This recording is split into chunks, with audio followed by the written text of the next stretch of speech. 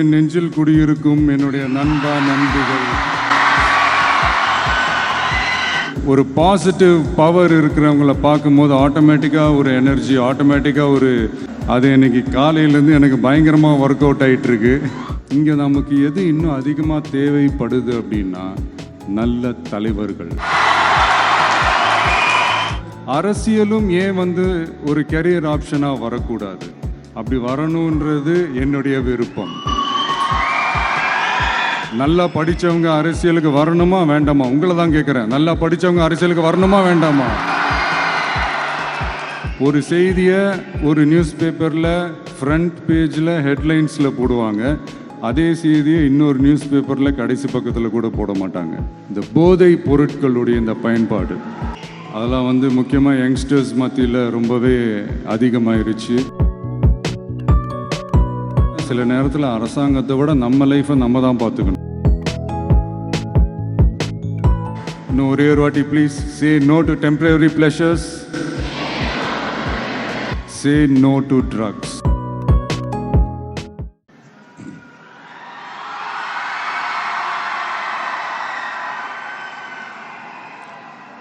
நடந்து முடிஞ்ச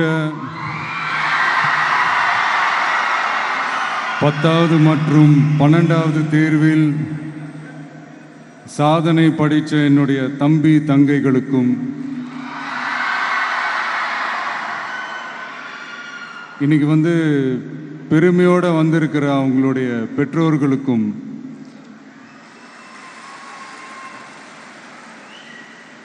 இந்த ஃபங்க்ஷன் இவ்வளோ சிறப்பாக நடக்க காரணமாக இருக்கிற என்னுடைய பொதுச் செயலாளர் மிஸ்டர் ஆனந்த் அவர்களுக்கும், மிஸ்டர் ராஜேந்திரன் அவர்களுக்கும், தமிழக வெற்றி கழகத்தினுடைய தோழர்களுக்கும்,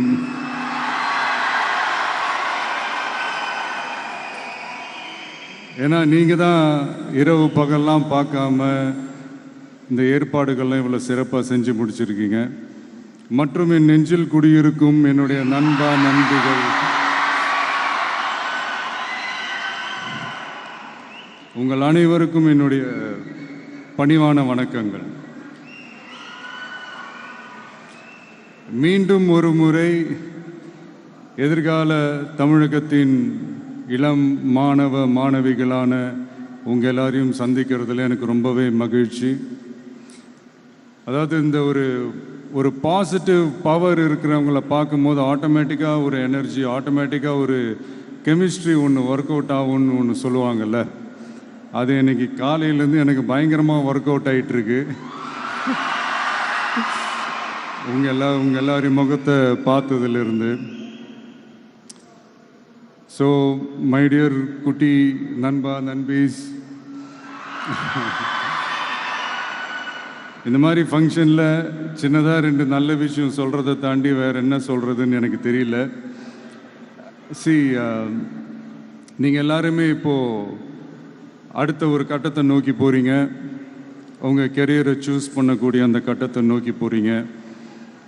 உங்களில் சில பேருக்கு ஒரு கிளியர் பிக்சர் மைண்டில் இருக்கும். அதாவது லைஃப்பில் என்னவா ஆக போகிறோம், ஒரு டாக்டர், இன்ஜினியர், ஒரு பைலட் அப்படின்னு ஒரு கிளியர் பிக்சர் ஒன்று இருக்கும். அதில் ஒரு சில பேருக்கு அந்த ஒரு டிசிஷன் மேக்கிங்கில் சின்னதாக ஒரு தொய்வு ஏற்படலாம், சின்னதாக ஒரு கன்ஃபியூஷன் ஏற்படலாம். அவங்க எல்லாருக்குமே நான் சொல்லிக்கிறது என்னென்னா, எல்லா துறையுமே நல்ல துறை தாங்க. நீங்கள் எதை தேர்ந்தெடுக்கிறீங்களோ அதில் உங்களுடைய முழு ஈடுபாட்டோட உங்களுடைய 100% உழைப்பை போட்டிங்கன்னா அது யாராக இருந்தாலுமே வெற்றி நிச்சயம்தான். அதனால் உங்களுக்கு பிடிச்ச துறையை நீங்கள் தேர்ந்தெடுங்க. அதில் இருக்கிற ஆப்ஷன்ஸ் எல்லாம் ஃபஸ்ட்டு தெரிஞ்சுக்கோங்க. உங்கள் பேரண்ட்ஸ் கிட்ட டிஸ்கஸ் பண்ணுங்கள், உங்கள் ஸ்கூல் டீச்சர்ஸ் கிட்ட டிஸ்கஸ் பண்ணுங்கள். இந்த கெரியர் கைடன்ஸ் கொடுக்கறதுக்கெல்லாம் நிறைய பேர் இருக்காங்க, இந்த கெரியர் கவுன்சிலிங் கொடுக்கறதுக்கெல்லாம் நிறைய பேர் இருக்காங்க. அவங்க எல்லாரையும் மீட் பண்ணுங்கள். இந்த மாதிரி ஒரு சந்தர்ப்பத்தில் நான் என்னுடைய ஒரு சின்னதாக ஒரு கெரியர் கைடன்ஸ் உங்ககிட்ட ஷேர் பண்ணணும்னு ஆசைப்பட்றேங்க. பொதுவாக நம்ம ஒரு துறையை தேர்ந்தெடுக்கும் போது அதில் எவ்வளோ டிமாண்ட் இருக்குது அப்படின்றத நம்ம பார்ப்போம் இல்லையா? ஃபார் எக்ஸாம்பிள், மருத்துவம், பொறியியல் மட்டும்தான் நல்ல ஃபீல்டுன்னு சொல்ல முடியாது. இன்னும் சொல்லப்போனால் நம்ம தமிழ்நாட்டில் உலகத்தரத்தில் டாக்டர்ஸ், இன்ஜினியர்ஸ், லாயர்ஸ்லாம் அதிகமாகவே இருக்காங்க. இங்கே நம்மக்கிட்ட என்ன இல்லை அப்படின்னா, இங்கே நமக்கு எது இன்னும் அதிகமாக தேவைப்படுது அப்படின்னா நல்ல தலைவர்கள்.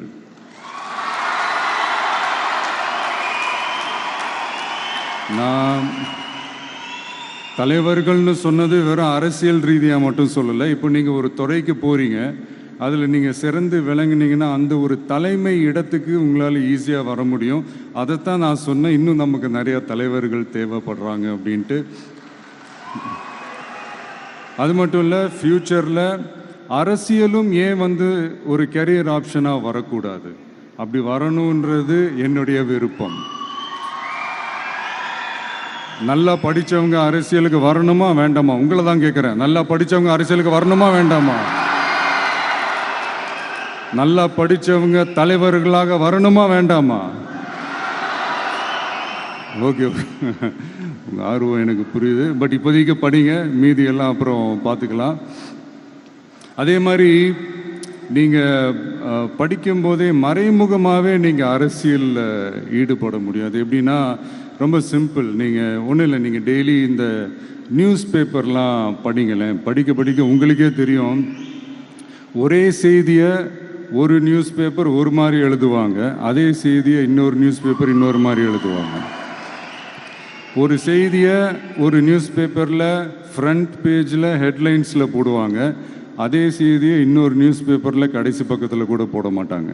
நீங்கள் நியூஸ் வேறு, ஒப்பீனியன் வேறு, செய்தி வேறு, கருத்து வேறுங்கிறது உங்கள் எல்லாருக்குமே தெரிய வரும்.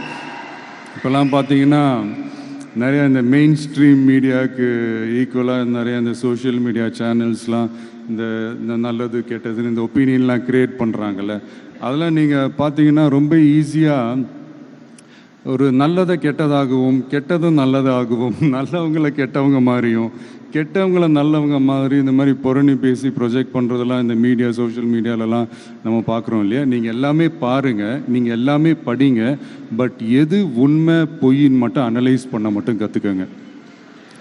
அப்போ தான் இங்கே உண்மையிலே நம்ம நாட்டில் என்ன பிரச்சனை, நாட்டோட மக்களுக்கு என்ன பிரச்சனை, இந்த சமூக தீமைகள் பற்றிலாம் உங்களுக்கு தெரிய வரும்.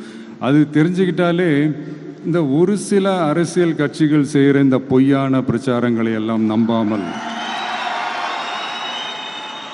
எது கரெக்டு, எது தப்பு, எது உண்மை பொய்ன்னு இதை அனலைஸ் பண்ணி பார்த்துட்டு நல்ல தலைவர்களை தேர்ந்தெடுக்கக்கூடிய ஒரு விசாலமான ஒரு உலக பார்வை உங்களால் வளர்த்துக்க முடியும். அது வந்துட்டாலே அதை விட ஒரு சிறந்த அரசியல் வேறு எதுவுமே இருக்க முடியாதுங்க. அதை விட நம்ம நாட்டோட வளர்ச்சிக்கு நீங்கள் செய்ய போகிற அந்த பங்களிப்பு வேறு எதுவுமே இருக்க முடியாது. ஃபைனலாக ஒரே ஒரு சின்ன விஷயம், friendship ads fragrance to life. அதில் எந்த மாற்று கருத்துமே கிடையாது.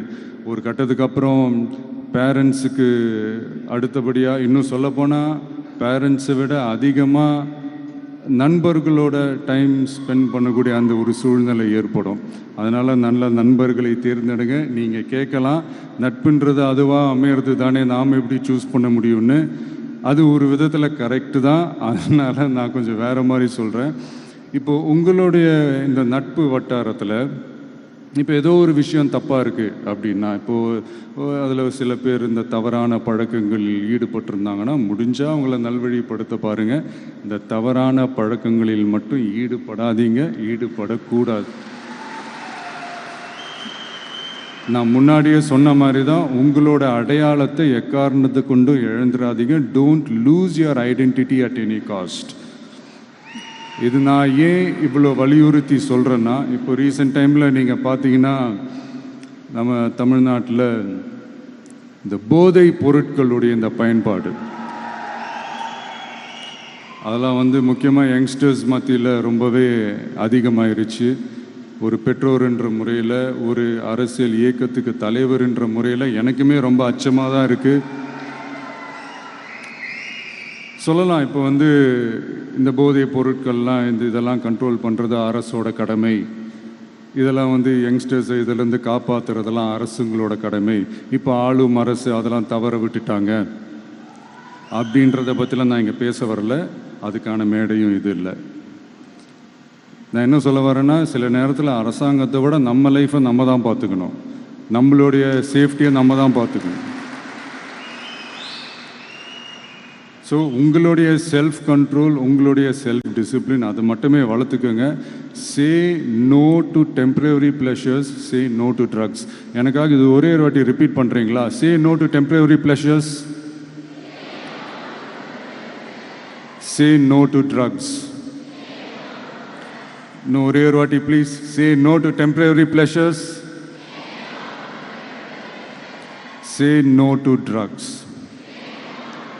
தேங்க்யூ. இந்த உறுதிமொழியை நீங்கள் எல்லாரும் எடுக்கணுன்ட்டு ரொம்ப தாழ்மையுடன் கேட்டுக்கிறேன். மற்றபடி வேறு ஒன்றும் இல்லை. இந்த தேர்வில் தேர்ச்சி பெற முடியாதவங்க, நினச்ச மாதிரி மார்க்ஸ் எடுக்க முடியாதவங்க ஒன்றும் லைஃப்பில் எதுவும் டிசப்பாயிண்ட் ஆகாதீங்க. வெற்றி தோல்வி ரெண்டுமே ஈக்குவலாக பேலன்ஸ் பண்ணி போக கற்றுக்கிட்டாலே போதும். தோல்வி நம்மக்கிட்ட வர்றதுக்கே பயப்படும். Success is never ending. Failure is never final. So இது மட்டும் புரிஞ்சுக்கோங்க. நான் 3ஆம் தேதி மீட் பண்ண போகிற அந்த செட் ஆஃப் ஸ்டூடெண்ட்ஸ் அண்ட் பேரண்ட்ஸுக்கும் சேர்த்து தான் இன்றைக்கி நான் பேசுகிறேன். ஏன்னா மறுபடியும் இந்த மாதிரி அட்வைஸ் பண்ணி அவங்கள நான் போர் அடிக்க விரும்பலை. ஏன்னா ஜென்ரலாகவே தெரியும் அட்வைஸ் பண்ணவங்க எல்லாருக்கும் பிடிக்காதுன்னு. ஏன்னா நானும் அப்படி தான். அதனால் ஸோ அன்றைக்கி டைரெக்டாக நம்ம ஸ்டூடெண்ட்ஸை கௌரவிக்கிற அந்த நிகழ்ச்சிக்கு நம்ம போயிடலாம். So thank you. மீண்டும் சந்திக்கும் வரை நன்றி, வணக்கம்.